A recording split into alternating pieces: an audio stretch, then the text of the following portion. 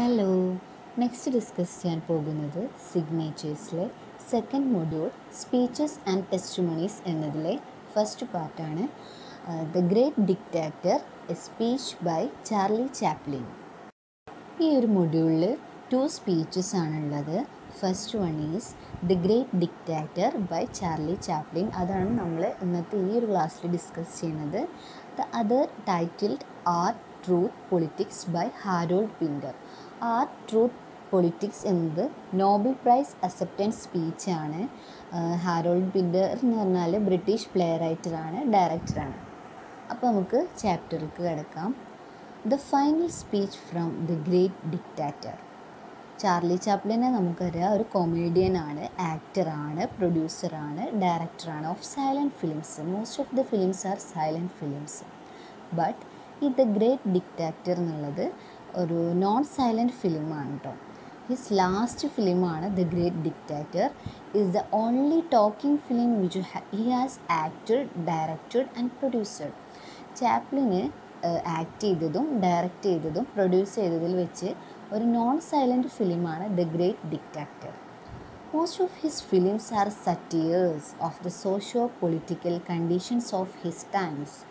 അപ്പോൾ ചാപ്ലിൻ ജീവിച്ചിരുന്ന ആ ഒരു കാലത്തിലെ സറ്റിയർ of socio political കണ്ടീഷനെ base ചെയ്തിട്ടായിരുന്നു ചാപ്ലിൻ്റെ most of the ഫിലിംസും. His characters portrayed the anxieties of common man in the industrial society with humor and pathos. His role in the film, The Tramp, later became an iconic figure in the history of film. പിന്നെ famous ആയിട്ടുള്ള ചാപ്ലിൻ്റെ ഫിലിംസാണ് the gold rush, lime light, city lights, modern times, the great ഡിക്റ്റാറ്റർ etcetera. പിന്നെ ഈ ഒരു the great ഡിക്റ്റാറ്റർ ഫിലിമായിട്ടുണ്ട്. അപ്പോൾ ഫിലിമിനെ കുറിച്ച് പറയുകയാണെങ്കിൽ the great dictator is A comedy written, acted and produced by Chaplin in 1940. അപ്പോൾ ഈ ഒരു ഫിലിം എന്ന് പറഞ്ഞാൽ non silent film of Chaplin ആണ്, ഇമ്പോർട്ടൻ്റ് ആണ് കേട്ടോ. It is A political satire condemning Hitler and fascist regime in Germany during the world war second. അപ്പോൾ world war സെക്കൻഡിൻ്റെ കാലത്ത് ഹിറ്റ്ലറിൻ്റെ റൂളിനെ കുറിച്ചും ഫാസിസ്റ്റ് റെജീമിനെ കുറിച്ചൊക്കെയാണ്, ജർമ്മനിയിൽ നടന്ന ഹിറ്റ്ലറിൻ്റെ ഭരണത്തിനെ കുറിച്ചാണ് ഈ ഒരു ഫിലിമിൽ അവതരിപ്പിക്കുന്നത്. The given text is A edited version of the speech delivered by Chaplin's character. അപ്പോൾ ഈ ഒരു ഫിലിമിൽ സ്പീച്ചില്ലാതായിട്ടുള്ള ഒരു എഡിറ്റഡ് വേർഷൻ എന്താ വെച്ചാൽ ഇതിൽ 12 ക്യാരക്ടറാണ് ചാപ്ലിന്. First one is as അഡ്നോയ്ഡ് Heinkel, the great dictator and the ruler of Romania, and the second one is as a Jewish barber whose shop has become a part of the ghetto during the time of the war. അപ്പോൾ അങ്ങനെയാണ് കേട്ടോ ഈ ഇതിൽ ചാപ്ലിൻ്റെ 2 റോൾസാണ്. Then ഈ ഒരു speech just all the humanity to unite and fight for peace and justice for everyone regardless of color, race and gender. അപ്പോൾ ഈ കളറിൻ്റെ പേരിലോ റേസിൻ്റെ പേരിലോ ജെൻഡറിൻ്റെ പേരിലോ ഒന്നും ഒരു അതൊന്നും ഇല്ലാതെ ജനങ്ങൾക്കിടയിൽ ഒരു യൂണിറ്റ്, പീസും അതേപോലെ തന്നെ ഒരു യൂണിറ്റിയും കൂടി ഉണ്ടാക്കാനുള്ള ആ ഒരു ഇതാണ്, ആ ഒരു മൈൻഡ് വേണമെന്നാണ് ഈ സ്പീച്ചിൽ പറയണത്. ഒരു ഡെമോക്രാറ്റിക് ആക്കി എടുക്കണം, ജനങ്ങൾക്ക് ഓരോന്നിനും അവകാശം കൊടുക്കണം, അവർക്കിടയിൽ ഒരു ഡിഫറൻസോ റേസിൻ്റെ പേരിലോ ജെൻഡറിൻ്റെ പേരിലോ ഒന്നും ഒരു ഡിഫറൻസും ഉണ്ടാകാൻ പാടില്ല.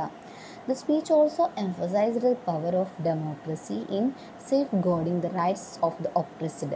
അപ്പോൾ ഈ ഒരു സ്പീച്ച് എംഫസൈസ് ചെയ്യുന്നത് എന്താണ്? The power of democracy.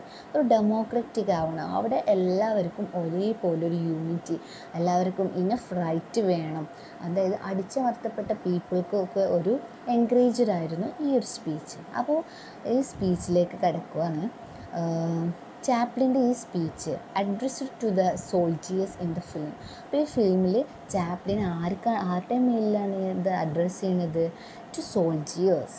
He begins his speech by saying the crowd that he does not want to become an emperor or conquer any one but to help people. അപ്പോൾ Chaplin പറയുന്നത് എന്താ? ഒരിക്കലും ഒരു emperor ആവാനോ conquer ആവാനോ ഒന്നും ഒരിക്കലും താല്പര്യപ്പെടുന്നില്ല. പിന്നെ to help people, ജനങ്ങളെ ഹെൽപ്പ് ചെയ്യണം.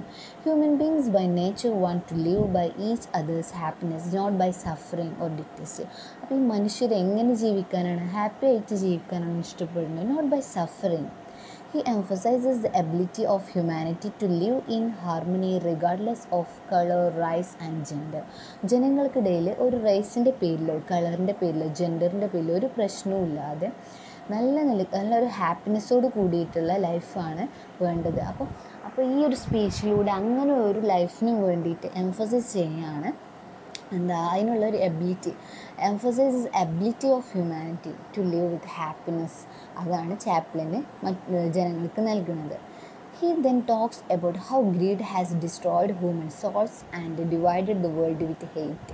അപ്പോൾ ജനങ്ങൾക്കിടയിലുള്ള ഗ്രീഡ്, ആർത്തി, മനുഷ്യരുടെ ആ ഒരു ഹ്യൂമൻ സോൾസിനെ തന്നെ നശിപ്പിച്ചു. എന്നിട്ട് വേൾഡിലെ ഒരു ഹെയ്റ്റ്, അങ്ങോട്ടും ഇങ്ങോട്ടും ഒരു വെറുപ്പാണ് ഉണ്ടാക്കിയത്. Technology should have brought human beings closer. Technology ഒരു പക്ഷേ ഹ്യൂമൻ ബീങ്സിനെ ക്ലോസർ ആയിരിക്കാം. ഇൻസ്റ്റെഡ്, പകരം human beings are more segregate. The society has become more mechanistic and lose the capacity to feel. അപ്പോൾ ഇന്നത്തെ അപ്പോൾ സൊസൈറ്റിയിൽ അതൊരു മെഷീൻ പോലെ മെക്കാനിസ്റ്റിക് ആയതുകൊണ്ട് തന്നെ there is no feel, there is no capacity to feel. ആർക്കും ചിന്തിക്കാനുള്ള ഒരു കപ്പാസിറ്റി ഇല്ല, എല്ലാം മെഷീനായിട്ടാണ് നടക്കുന്നത്. The need of the hour is become humane and have kindness and gentleness with the society will perish. Then he addresses the entire sections of people who are suffering and asks them not to despair. അപ്പോൾ ഈ ഒരു ഇതിൽ Chaplin address ചെയ്യുന്നത് എല്ലാ സെക്ഷനും അവിടെയുള്ള എല്ലാ sections of പീപ്പിളിനെ ഇതിൽ ഇൻക്ലൂഡ് ചെയ്യുന്നുണ്ട്. അവരുടെ മേലിലൊക്കെ ഇത് പറയണത് അതായത് ഇങ്ങനെ ഈ സഫറിങ്സ് ഉള്ള പീപ്പിളോട് പറയണം നോട്ട് ടു ഡെസ്പെയർ, ഒന്നിനും ഡെസ്പെയർ ആയി പോകരുത്. The present situation will change and peace will be restored when people fight collectively against the forces that divides them. അപ്പോൾ ഇന്നത്തെ ഈ ഒരു പ്രസൻറ്റ് സിറ്റുവേഷൻ അതായത് സഫറിങ്സ് ഉള്ള കുറേ പേരുണ്ട്, അതെല്ലാം ചേഞ്ച് ചെയ്യും. അവർക്കിടയിലൊരു സമാധാനം ഉണ്ടാവും. എങ്ങനെ? Fight collectively against the forces that divides dum. അവർക്കിടയിൽ ഒരു ഡിവിഷൻ ഉണ്ടാക്കിയ ആ ഒരു ഫോഴ്സിനെതിരെ ഫൈറ്റ് ചെയ്യുക, എല്ലാവരും യൂണിറ്റി, ഒരുമയോടുകൂടി എല്ലാവരും അതിന് വേണ്ടിയിട്ട് ഫൈറ്റ് ചെയ്യാനൊക്കെയാണ് ഇതിൽ ചാപ്ലിന് അഡ്രസ്സ് ചെയ്യുന്നത്. He asserts the strength of democracy and the belief in collective strength of the people. അപ്പോൾ ഇതിൽ പറയണത് ദ സ്ട്രെങ്ത് ഓഫ് ഡെമോക്രസി. ഒരു ഡെമോക്രാറ്റിക് ആകുമ്പോൾ തന്നെ ഏതൊരു കാര്യത്തിനൊരു വിക്ടറി ഉണ്ടാവും, ജനങ്ങൾക്കിടയിൽ ഒരു യൂണിറ്റി ഉണ്ടാവും.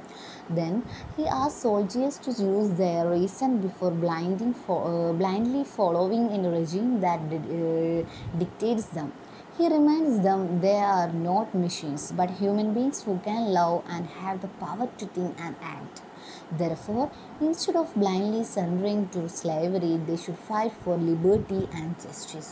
അപ്പോൾ അതിൽ ചാപ്ലിൻ സോൾജേഴ്സിനോട് ചോദിക്കുകയാണ്, എന്തുകൊണ്ടാണ് ഇവരെ ഇങ്ങനെ യാതൊരുവിധ ബ്ലൈൻഡ്ലി ശരിക്കും നോക്കാതെ എന്തിനാണ് ഇവരെ ഇങ്ങനെ ഡിക്റ്റേറ്റ് ചെയ്യുന്നത്, എന്തിനാണ് ഇവരൊക്കെ ഇങ്ങനെ ഉപദ്രവിക്കുന്നത്? അതായത് അവരൊരിക്കലും ഇങ്ങനെ അവരങ്ങനെ ഓരോന്ന് അറ്റാക്ക് ചെയ്യുമ്പോൾ ഹ്യൂമൻ ബീങ്സ് ഒരിക്കലും മെഷീൻസ് അല്ല. അവർക്ക് ഹു ക്യാൻ ലവ്, അവർക്ക് സ്നേഹിക്കാനറിയാം, and the power to think and act, അവർക്ക് ചിന്തിക്കാനറിയാം, അതിനനുസരിച്ച് പ്രവർത്തിക്കാനറിയാം.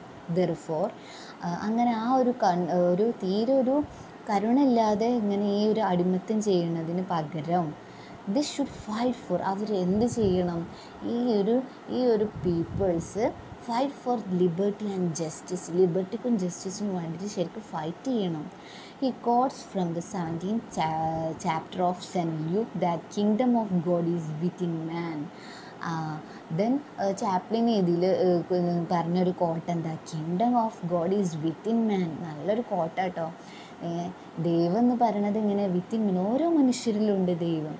Everyone has the capacity to create happiness and make this life peaceful and beautiful. ഓരോ മനുഷ്യനും എന്തിനുള്ള കഴിവുണ്ട്? സന്തോഷം ഉണ്ടാക്കാനും അതുപോലെ തന്നെ ഒരു ജീവിതം എന്ന് പറയുന്നത് നല്ല ബ്യൂട്ടിഫുള്ളായിട്ടും സമാധാനപരമായിട്ടും ഒക്കെ ആക്കാനുള്ളൊരു കഴിവ് ഓരോ മനുഷ്യനുണ്ട്. Therefore, people should fight collectively for peace and justice. അതുകൊണ്ട് തന്നെ ഓരോ മനുഷ്യനും ഫൈറ്റ് ചെയ്യണം എന്തിന്? For peace and justice. He reminds the significance of democracy for creating a better world where everyone will have a future. Dictators, though they make promises of better world, in fact enslave people.